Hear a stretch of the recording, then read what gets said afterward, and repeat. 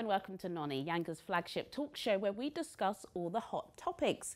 Today we explore how gender roles in the workplace have changed, and we ask if society is taking the right steps in the direction of gender equality. Joining me today, writer and presenter Lola Ogunbadejo and broadcaster Afia Adom. Welcome, ladies. Nice to see you. Nice colour contrast here, boy. We figured that out. Yeah. Gender roles in the workplace are often a topic of heated debate, particularly when people start discussing the roles men and women should or shouldn't be doing. Men are often associated with cerebral and physical jobs, such as doctors and police officers, whilst women are associated with more maternal pursuits, for instance, nursing or teaching. Recently, the Love Island Fireman Challenge was criticised for being sexist and reinforcing the misconception that all firefighters are muscle-bound men who help rescue women. This stereotype is one that London Fire Brigade says discourages women from joining the service and is reflected in the statistic that only 7% of firefighters are women. Women in traditionally male-dominated roles often say they are taken less seriously, whilst men who are in traditionally female roles have their masculinity and sexuality questioned. So how important is it to break down the barriers of gender bias in the workplace? Now, I laughed at the kind of muscle-bound. I've got a few muscles here, but that is the kind of stereotype we think of when we think of firemen. And Afia, 4 out of 5 children think banking is a man's job and nursing is a woman's job. Wow. Is your daughter one of these women, would you say? I would say not, actually. I mean, she used to want to be a scientist. Now she wants to be an archaeologist and historian. Changes every week. Next year. Hopefully she'll want to be a doctor or something. But I think she doesn't really think like that. But I think I do a lot of work trying to impress on her that she can be anything that she wants to be. And she doesn't have to fall into or shouldn't see those kind of gender stereotypes. She does a football club after school on a Monday. Okay, that's good. And I make sure that it's a mixed one. I don't want it to necessarily be girls' football or boys' football. It's just football. And initially she was like, oh, football's for boys. And I said, no, football's for everyone. Is she any good? She's brilliant, not gonna lie. She's really, really good. But I do a lot of work with her, trying to impress on her that she can be anything she wants to be. And it doesn't matter if you're a girl or a boy, as she sees it in her eyes. And I think that's so important. But I must admit, even when I was younger, I didn't know you had male nurses until I watched Casualty. And there was a male nurse on it. And the storyline was that he was a male nurse and he was having, like you so rightly said, his masculinity and his sexuality questioned. My mum was a nurse her entire life until she retired. I remember saying to my parents at the time, I didn't know you could have male nurses, and they both kind of rolled their eyes like, for goodness sake. People will agree with you. I'm sure there are even some people that don't even realise that now. Is it a big issue, Lola? You're in the, I wouldn't say entertainment, I'll say creative industry. Yes. Do you notice, or is it something that you think about, gender roles? Yes, definitely. I mean, when it comes to, say, for example, camera operators, I remember being in Nigeria and someone was saying, you know, it's very odd to see a female camera operator. Not when you do see them, they're a bit butch looking, they might be, you know, of a certain persuasion. And I was just like, that's really sad to hear, because I actually find camera work quite interesting. I'm actually learning about the art of, you know, mastering a camera. Exactly, Lola. Like you rightly said, you could do everything, you know, when you put your mind to it. And, you know, in regards to the fireman situation that you mentioned, it's true. Firefighter, sorry, firefighter. Thanks for the correction. I remember watching a program, because I'm always watching TV, and there was a female firefighter and she was very, very muscular.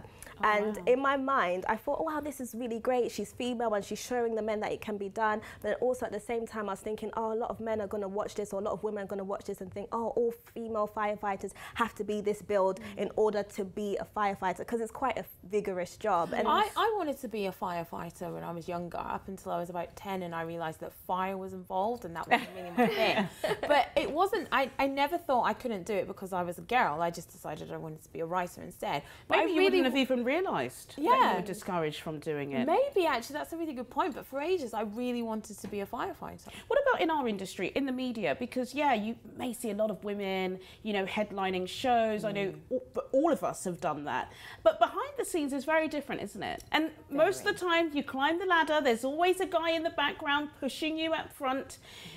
do you say that that happens? It's not just in the typical roles of, you know, cerebral firefighters or, you know, female nurses. It's everywhere. Absolutely. And like you so rightly said, if female camera operators are seen as strange. I mean, I work in a crew where I'm the only woman and I'm the presenter. And, you know, the camera operator, the sound person, the production manager, the executive producer, they're all men. Yeah. And I had a conversation with them about it, and they, you know, they were saying, "Oh, how do you feel being the only woman on crew?" And I was like, "I mean, it's fine. It's absolutely fine." Did you notice it? I do notice it, Okay. because we've had a couple of times we've had sound people who have been women, and they've kind of said, well, when we have women as sound people, they're not as good, so we just end up booking men, and it's and you're sitting there just like. But unfortunately, the 2 times we did have a female sound person, they weren't that good. So it's part of you is like, oh, you can't really say that, and part of you is like, that is true. Yeah. And it's unfortunate because it you know, carries on. I knew the word. You know what I was going for. I can't remember as well, but reinforces. Thank you. I didn't get that from the gallery either. It reinforces the those stereotypes. No, you're it's right. So unfortunate. Do you think the media have a big part to play? You mentioned Casualty, there are others, obviously, ER, you know, that kind of make you think these ways about certain roles because you're constantly watching it and it's just reinforcing these images. I do. I mean, when I was growing up, I remember being pushed a baby to look after. I remember sort of like being told. You did that well.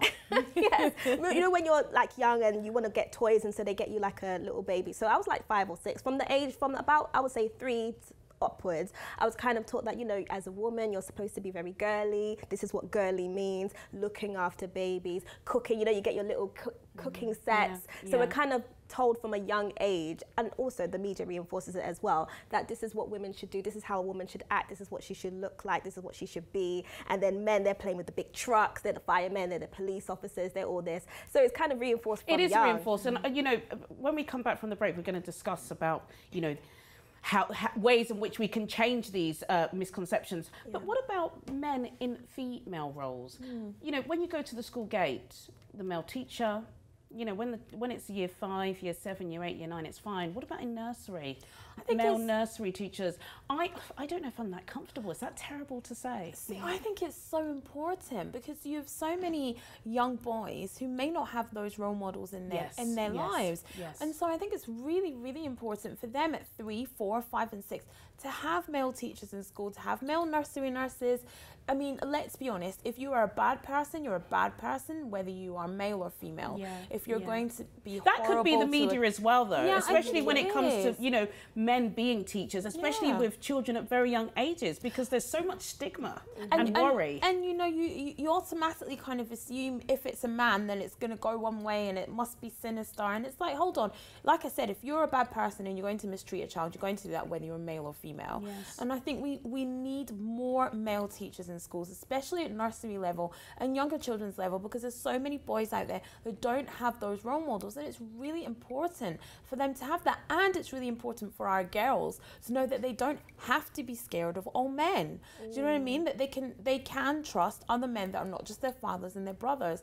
It's very important for young children to have those role models. I echo what you're saying. Whose responsibility then is it to change these stereotypes? Look at Theresa May, you know, she's the leader of the country, she's a female, and I definitely agree, and I know a lot of women agree that some of the slack is purely because she's a woman. You know, you may agree with me or not, but as a woman, that's what I think. Do you think that? And do you think it starts from the top? Yes, I do. And it's just, you know, with the Theresa May example, it's true. She does get a lot of slack. Second female prime minister the country's ever had. She's achieved so much. I know that a lot is going on with her right now, but just looking at that, a lot of women are looking up to her and being like, wow, you are calling the shots here. And I just feel like how we can get rid of these kind of stereotypes in regards to women being in these particular roles or men being in these particular roles, it starts with us. And it's, you know, I don't want to be pessimistic, but sometimes I feel like, how on earth are we really going to get this message across when you've got people at the top in these marketing campaigns or whatever doing the most to kind of maybe shun women, or maybe, you know, we live in some would say a patriarchal society where men are always favoured. Of course, it's a really valid point. You know, at the Black Magic Awards, Lisa Mafia, 21 Seconds to Go, the only female in that crew, so solid at the time. When she was accepting her award, she said she felt the need to always be in a hoodie and be in tracksuit bottoms, because that's how the guys were accepted. And for her to break through at the time as one of the only female MCs, she felt as if she had to dress a certain way. And which is why, you know, the fire brigade was so outraged at Love Island, because they said, hang on a minute, not all of our men are muscly, you know, stop portraying us in this bad light. And I think it's really part of the problem. Both of things that you said there. First of all, that Lisa Mafia felt that she needed to downplay her femininity to be able to break through with the boys. You should be able to use your femininity in the right way and still be able to be a woman in a man's world and make your way. And also with the fireman example, I mean, firefighter, fire person, fire crew, fire people. With that example, I can understand what they're saying. You know, not all firemen are muscly, they're not all extremely handsome, and they're not all male. Yes. But also, I think Love Island, if that's our barometer for life, then we're in trouble. Yes. But it was for millions and millions of people. Exactly. Do you think there are some roles that should only be for men and should only be for women? What about delivering a baby, being a midwife? I think for me personally, I would prefer a female midwife. I would because prefer I think a female there's midwife, certain definitely. things that only a woman can relate to, and giving birth is a massive one of them. It's like women are never going to know what it's like to be kicked in the whatsits. Do you know what I mean? And men are never going to know what it's like to give birth. And sometimes I think, you know, men and women need to. Yeah, I second that, my sister. Still to come, we continue our discussion and explore just how far gender equality in the workplace has come. See you after the break.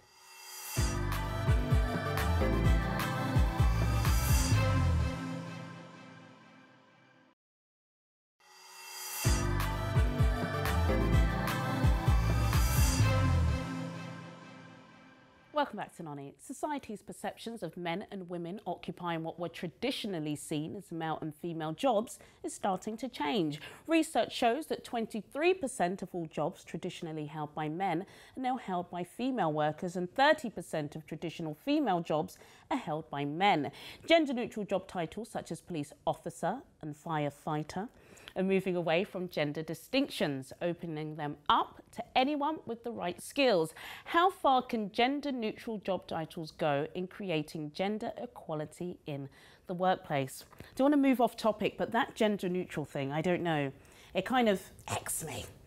Oh, really? It does. Why? Within a workplace, yeah, I get it. Firefighter, police officer.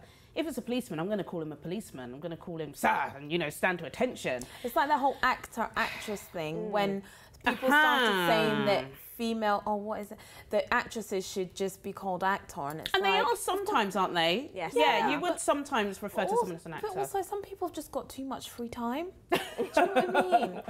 I think sometimes, like, if you are an IT operator, then you're an IT operator. It doesn't matter if you're a man or woman. If you've got the same skills as someone else, do the job. But I think sometimes we maybe put too much emphasis on these kind of things. Like, okay, firefighter, I get it. You can't call a female firefighter a fireman. Yeah. That's just rude. I do get it. But I do hear what you're saying. Sometimes it irks me. We put too much emphasis on these things instead of focusing on the fact that a man is doing a great job as a nurse, or a woman is doing a great job on the police force. Do you agree, Lola? Do you think sometimes we go too far? No, I understand both of your points, but then I think that the reason why we're here in the first place is because people need to understand that it's not just a certain sex that can do a particular job. And we're just trying to encourage people to have a better understanding of that. And it might sound quite trivial to, you know, with the whole gender neutral thing, but I think it's really important that we can see that steps are being made to kind of bring That's good, but then clarity. if we talk about, you know, education and just how far we go and how deep this discussion is, talk about gender-neutral toys. Do you think that's important? Because that's how far this gender-neutral discussion has got. You know, I could talk from my own personal experience that when I was younger, all the time I was kind of just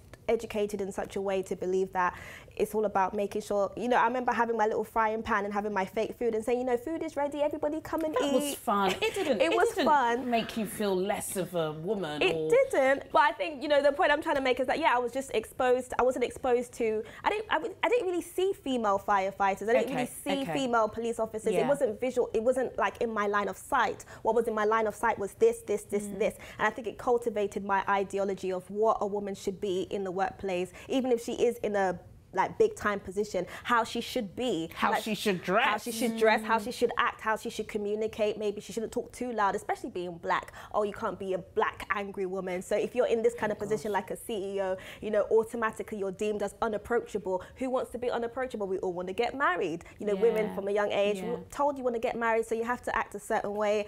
You have to be in a certain role in order to get it. So I think it just runs really deep. Yeah, it's all really important. Going back to what I was asking Lorna, how far do you go then in encouraging young children to understand and realise that they can be anything? They can wear anything, do what they want, because gender neutrality is vital. I don't think it is vital. I think what's essential is that your child is happy in being whoever it is that they want to be.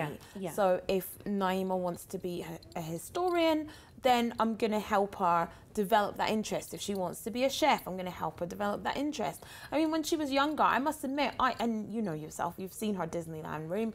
It was pink toys, it's pink bikes, it's pink prams. Those are the things she wanted to play with. But she does have a set of cars, and she enjoys playing with that as well. And she plays football on a Monday. She does. So she enjoys what she enjoys. And now that she's a bit older and she can pick her toys, she does naturally lean towards the girly ones because she's quite a girly girl, and that's absolutely fine. Yeah. And I think that gender neutrality and you know, if we're going really deep into it, you know, some kids, let's go deep. Some kids at a young age decide, you know, I don't necessarily want to be a boy, I don't necessarily want to be a girl, or I'm not undecided, I'm in the middle.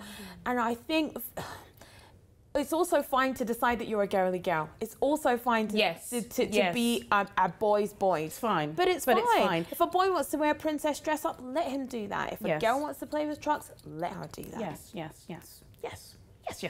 Right, let's move it back to the workplace. What about the gender pay gap? So yeah, you know, you've worked hard, fought all your life, got the job that is typically for men. Let's say you're an exec producer or something like that. Look at the pay. You know, you're not getting what he's getting. That's a huge issue as well, isn't it? Yeah, we'll give you the title, but hell no, are you getting that money? It is a big issue, and it's quite worrying that we're still having these type of discussions in this day and age. And remember, black women, we're the lowest paid, boy. It's true. And what's that saying? Whatever a man can do, a woman can do better. And even sometimes I'll use this in this context. Behind a great man is a good woman or a great woman. And I think greater woman. And I think people we need to get to this. I don't know. It's just so sad to hear that we're still dealing with this. And I'm trying to figure out how can we move past this. How do we move past it? Because again, you don't want to be seen as the angry woman, the angry black woman, somebody who's telling their child, no, you can't play with pink because I want you to be an engineer. Is it discussion? Is it coming from the government? Because again, using the example of Theresa May, you know, she's the leader of the country, and still people would agree. Remember the picture with your fellow Scottish lady, Nicola Sturgeon, and it was the front cover of their, and it was all about their legs. Nothing about Brexit negotiations. So do you know what I mean? That just shows you how far it's gone. And I'm sure that picture went through many an editor, and they said, it's fine, we'll run with it. Because they're all men. Because I'm presuming the top dogs were men. So how do we move past it?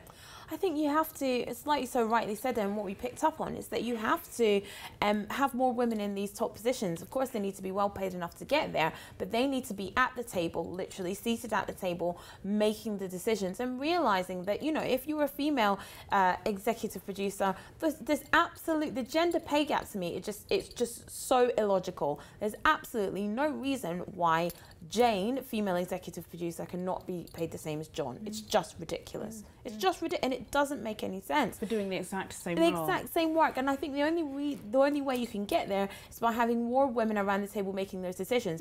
It's chicken and egg. What comes first? Because the women who will be around this table are still getting paid less than John, who's sitting next to them. It's so funny. In most of the places I've worked in where there is a woman as a leader, usually there are more women who are in top jobs underneath them, because of course she's trying to reflect who she is, and she likes those kind of people around her boardroom. But in some cases, some women push women from being out. If we go back to in Africa, some of the female leaders, names have forgotten me now, but there have been arguments saying, yeah, great, you know, like Ellen Johnson Sirleaf, right, Liberia, first African democratically elected head of state. people said that she didn't bring any women underneath her. Do you think we need to be dragging these women up as well and telling them that they can, you know, dominate these roles? And sometimes we don't because we're jealous. Yeah, sometimes it's jealousy. You're like, I still like my job, or don't come and outshine me. It's because we feel threatened. We feel threatened if you're the only woman at the top, then you think, let me just be the only woman. And not all women. Not all women. Yes, not all women. But it's that feeling of, if I'm the only one, let me be the only one. No one can step on my heels and take my job, isn't it? It's a very selfish mentality that, unfortunately. But you can understand it because she's taken so long to get there. So she doesn't want anyone perhaps to steal her shine. And it's so, you know, we see it all the time on social media. Oh, women, why do we step on each other? Why are we so bitter towards one another? And it's because we have to work so hard to get to these places. So sometimes the position overshadows like what they should be doing. Instead of them to help other people get up, they're like, no, I want everyone to see that I'm the first person to get here. I worked hard to get here. I want to enjoy this. I want to revel in all my glory. And, you know, unfortunately for some people, once you get that power, it gets to your head and you just miss the whole point. That's true, but we need to be having more discussions like this, don't we? Especially with our young kids. We need to be educating them, telling them, yes, you can be what you want to be, but when you're there, encourage your sisters, bring your sisters along. Yes, and I must say, you know, just to shout out to women, all of the big positions I've ever had, the door has been opened by a woman for me. And me. It's been opened by a woman. You know? If we really think about it, you know, some women are great, but then we need others to encourage more of us to come into those typically male-dominated roles. Well, that's it from me, Juliana Olayinka, and my fantastic guests, Lola Ogunbadejo and Afia Adom. And don't forget, guys, Noni is now online wherever you are in the world. Go to www.yangatv.com to check out every single episode. Join me next time for more Noni Chat. Goodbye.